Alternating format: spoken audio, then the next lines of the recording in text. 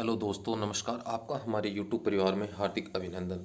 दोस्तों, इस वीडियो में हम काव्य शास्त्र के प्रमुख आचार्य उनका अध्ययन करते हैं कि वो किस काल के अंतर्गत काव्य शास्त्र में आते हैं और उन्होंने कौन कौन से संप्रदाय की स्थापना की और उनके मुख्य विचार कौन कौन से हैं जो बार बार एग्जाम में पूछे जाते हैं। तो बिना समय गवाए हम वीडियो को शुरू करते हैं और आगे बढ़ते हैं। काव्य शास्त्र को हम 5 भागों में बांट करके इसका अध्ययन करेंगे। पहला जो काल है वो स्थापना काल। स्थापना काल पहली से 5वीं सदी के बीच में स्थापना काल आता है। इसमें प्रमुख आचार्य होते हैं भरत मुनि, जो रस सिद्धांत के प्रतिपादक होते हैं।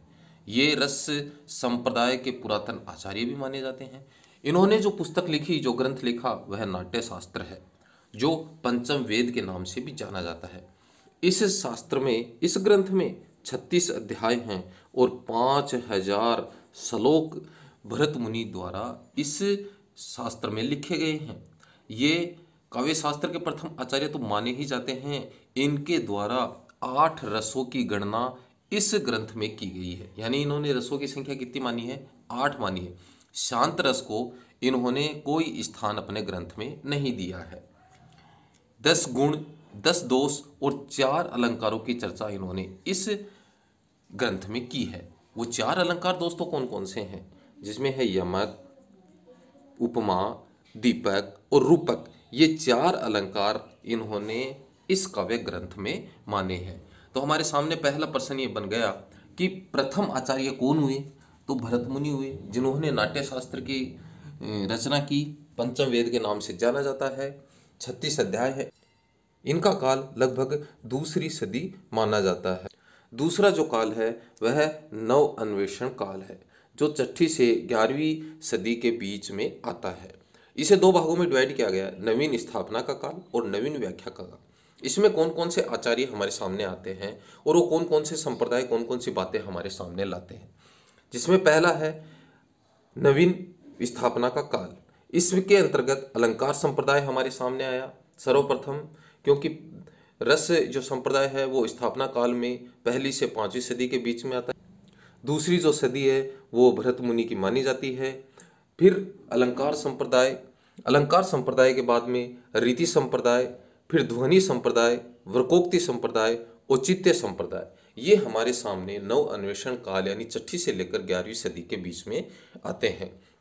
इनके प्रमुख आचार्य, इनसे संबंधित जो प्रमुख आचार्य हैं वो कौन कौन से हैं?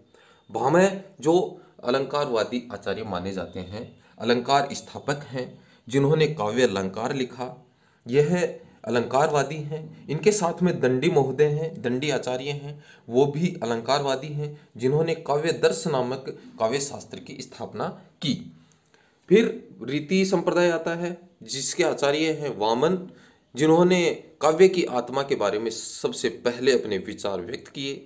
फिर ध्वनि संप्रदाय आता है, इसके प्रतिपादक हैं वो आनंदवर्धन हैं। फिर वृकोक्ति संप्रदाय आता है, वृकोक्ति संप्रदाय के कुंतक हैं। फिर औचित्य संप्रदाय आता है, इसके क्षेमेंद्र हैं, जो प्रमाणिक और नवीन संप्रदाय माना जाता है। बहुत बार एग्जाम में ये प्रश्न पूछा जा चुका है दोस्तों कि प्रमाणिक और नवीन संप्रदाय कौन सा है? औचित्य संप्रदाय है। ये संप्रदाय हमारे सामने नवीन स्थापना के काल में आते हैं। इनका काल 6ठी से 11वीं सदी का काल है। हम बात करें अलंकार संप्रदाय में भामह, तो इनका जो काल है वो 6ठी सदी माना जाता है। अलंकार स्थापक थे। इन्होंने देखो दोस्तों, काव्य अलंकार जो इनका ग्रंथ है इसमें क्या कहा, क्या कह के ये हमारे सामने चले गए और हमें उसको याद भी करना पड़ रहा है और बार बार एग्जाम में भी वो आ रहा है। शब्दार्थो संहितो काव्यम, शब्द और अर्थ से युक्त काव्य होता है। ये किसने कहा? भामह ने कहा। शब्दार्थो संहितो काव्यम कौन कहे? भामह कहे। और कौन सी सदी में कहे? 6ठी सदी में कहे। इनके बाद में आते हैं दंडी महोदय, जिनका जो प्रमुख ग्रंथ है वो काव्य दर्श है। 7वीं सदी इनका काल है। कौन सी सदी है? 7वीं सदी। अलंकारवादी आचार्य हैं ये। काव्य दर्श नामक ग्रंथ की स्थापना करते हैं। ये कहते हैं शरीरम तावदिष्टार्थ व्यछिना पदावली, यानी अभिलक्षित अर्थ को व्यक्त करने वाली पदावली ही काव्य है।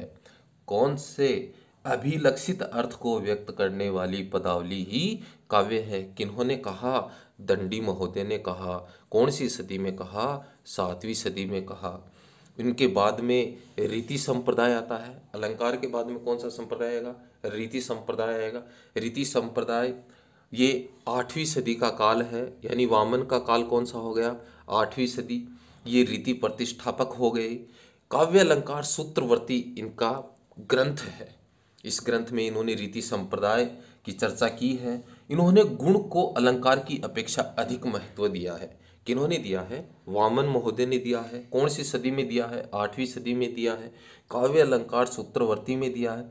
क्या कह के गए ये जो हम पढ़ रहे हैं? काव्य शब्दोयम गुणालंकार संस्कृत्यो शब्दार्थ यो वर्तते।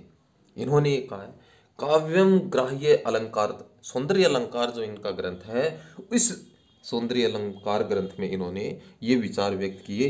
क्या? काव्य ग्राह्यम अलंकारत है, यानी गुण को अलंकार की अपेक्षा इन्होंने अधिक महत्व अपने ग्रंथ में दिया है। इनके बाद में आते हैं ध्वनि संप्रदाय के प्रतिष्ठापक आनंदवर्धन, जिन्होंने ध्वनि संप्रदाय का प्रतिपादन किया। इसके बाद में अगला जो संप्रदाय आता है वह है वक्रकोक्ति संप्रदाय। कुंतक महोदय, इनका जो समय है वो 10वीं 11वीं सदी तक इनका समय माना जाता है। इन्होंने वक्रकोक्ति संप्रदाय की स्थापना की। इनका जो ग्रंथ है वो वक्रकोक्ति जीवितम है। ये महर्षि क्या कहे? शब्दार्थों सहितो वक्र कवि व्यापार शालिनी। ये इन्होंने कहा। किन्होंने कहा? कुंतक ने कहा। कौन से ग्रंथ में कहा? वक्रकोक्ति जीवितम। इनका संप्रदाय कौन सा है? वक्रकोक्ति संप्रदाय की स्थापना इन्होंने की। आगे हमारे सामने आते हैं औचित्य संप्रदाय के तहत क्षेमेंद्र, जो प्रमाणिक और नवीन संप्रदाय माना जाता है, क्योंकि इससे पहले सभी संप्रदाय आ चुके थे। कौन कौन से? रस संप्रदाय आ चुका था सबसे पहले, उसके बाद में अलंकार, आगे रीति संप्रदाय, फिर ध्वनि संप्रदाय, फिर वक्रकोक्ति संप्रदाय और बाद में औचित्य संप्रदाय आया, जो प्रमाणिक और नवीन संप्रदाय की श्रेणी में माना जाता है। नेक्स्ट हम नव अन्वेषण काल के तहत जो नवीन व्याख्या का जो काल है उसके तहत किन किन आचार्यों को हम पढ़ते हैं, जिसमें भट्ट लोलट, जिन्होंने उत्पत्तिवाद की स्थापना की। भट्ट नायक, जो भुक्तिवाद के बारे में अपने विचार व्यक्त किए। शंकुक, जिन्होंने अनुमितिवाद के बारे में अपने विचार व्यक्त किए। नेक्स्ट आते हैं अभिनव गुप्त, जो अभिव्यक्तिवाद के संबंध में अपने विचार व्यक्त करते हैं। ये नव स्थापना का काल, जिसमें नवीन व्याख्या के तहत इन आचार्यों ने अपने विचार व्यक्त किए। यही इनका क्रम है, काल क्रम इनका यही है। सबसे पहले भट्ट लोलट आते हैं, उत्पत्तिवाद के बारे में अपने विचार व्यक्त करते हैं। फिर भुक्तिवाद के संबंध में भट्ट नायक अपने विचार व्यक्त करते हैं। अनुमितिवाद के बारे में शंकुक अपने विचार व्यक्त करते हैं। और अंत में अभिनव गुप्त अभिव्यक्तिवाद के बारे में अपने विचार व्यक्त करते हैं। तो जब इनके क्रम के बारे में पूछा जाए तो यही इनका क्रम होगा। संप्रदायों के क्रम की बात की जाए तो हमारे सामने अलंकार, अलंकार से पहले रस आई गया जो प्राचीन है, फिर रीति, ध्वनि, वक्रकोक्ति और औचित्य ये आ जाते हैं। जब इन आचार्यों की बात की जाती है तो भट्ट लोलट, भट्ट नायक, शंकुक और अभिनव गुप्त ये इसी क्रम के अनुसार हमारे सामने आते हैं। फिर तीसरा जो काल है वह संशोधन का काल आता है कि इन आचार्यों ने जो अपने विचार व्यक्त किए उनमें किस प्रकार के संशोधन होते हैं, कौन कौन से आचार्य इनमें अपने विचार और व्यक्त करते हैं। ये काल आता है 11वीं से 17वीं सदी के मध्य। इसमें देखो कौन कौन मुख्य आचार्य आते हैं। मम्मट, जयदेव, रुयक, हेमचंद्र, विश्वनाथ, सोमनाथ, जगन्नाथ, ये आचार्य इस सदी में हमारे सामने आते हैं। इसमें संशोधन काल में मम्मट महोदय, जिनका काल है वो 12वीं सदी काल इनका माना जाता है। इन्होंने काव्य प्रकाश अलंकार ग्रंथ की स्थापना की और क्या कह के गए? तद 200 शब्दार्थों से गुणावलंकृति पुनः क्यापी। क्या कहा उन्होंने? तद 200 शब्दार्थों से गुणावलंकृति पुनः क्यापी। यह इन्होंने कहा। कौन से ग्रंथ में कहा इन्होंने? काव्य प्रकाश ग्रंथ में कहा। इनके बाद में जयदेव महोदय आते हैं, फिर रुयक आते हैं, हेमचंद्र जिनका 11वीं-12वीं सदी में इनका काल माना जाता है और इन्होंने काव्यानुशासन ग्रंथ की स्थापना की और इन्होंने कहा ए 200 सगुणों सालंकारो च शब्दार्थो काव्यम। ये हेमचंद्र महोदय ने कहा। कौन से ग्रंथ में कहा? काव्यानुशासन इनका ग्रंथ है, काव्यालंकार ग्रंथ है। कहा ए 200 सगुणों सालंकारो च शब्दार्थो काव्यम। इसके बाद में विश्वनाथ महोदय आते हैं। इनका जो काल है वो 10वीं सदी इनका काल माना जाता है और ये रसवादी आचार्य माने जाते हैं। इनका जो ग्रंथ है वो साहित्य दर्पण है, बार बार एग्जाम में पूछा जा चुका है। और इन्होंने कहा, क्या कहा? वाक्य रसात्मक काव्यम। रसवादी आचार्य हैं, वाक्य रसात्मक काव्यम कहते हैं। साहित्य दर्पण में कहा इन्होंने। इसके बाद सोमनाथ आते हैं, फिर जगन्नाथ आते हैं, जो भी रसवादी आचार्य हैं। इन्होंने रस गंगाधर नामक ग्रंथ लिखा और ये कहते हैं रमणीयार्थ प्रतिपादक शब्द काव्यम। जो प्रसिद्ध इनका वाक्य है रमणीयार्थ प्रतिपादक शब्द काव्यम, जो बार बार एग्जाम में हमारे सामने आता है, पूछा जाता है। अगला जो काल है, चौथा काल, वो होता है पद्यानुवाद काल, जो 17वीं से 19वीं सदी का काल माना जाता है। इसके अंतर्गत मुख्य आचार्य सोमनाथ, प्रताप शाही, भिखारीदास, चिंतामणि, कुलपति मिश्र, केशव देव, ये पद्यानुवाद काल के अंतर्गत आते हैं। जिनमें हम केशव के मुख्य विचारों की बात करें तो ये अलंकारवादी आचार्य थे। इन्होंने कहा यद्यपि जाति सुलक्षणी शुभन सरस सुवृत भूषण बिना न सोहई कविता बनिता मित। ये इनका प्रसिद्ध विचार है जो बार बार एग्जाम में पूछा जाता है।